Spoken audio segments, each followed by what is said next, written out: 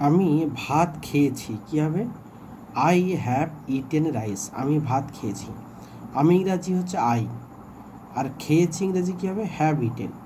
তারপরে rice, rice মানে ভাত।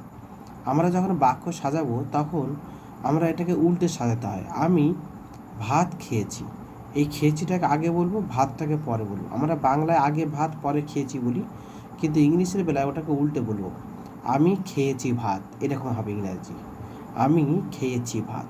তো তাই আই হ্যাভ ইটেন, আমি খেয়েছি রাইস, ভাত। আমি ভাত খেয়েছি। তুমি অঙ্কটি করোনি। You have not solved. Solve মানে সমাধান করা। আমরা অঙ্ক তো সমাধান করি, আমরা যখন অঙ্ক করি তখন অঙ্ক করি না, আমরা অঙ্ক সমাধান করি। তাই বলছে you have not solved the math. Math মানে অঙ্কটি। সেই স্কুলে যায়নি। He has not gone to school. সেই স্কুলে যায়নি। এইভাবে কিন্তু আমরা ইংলিশগুলো বলবো।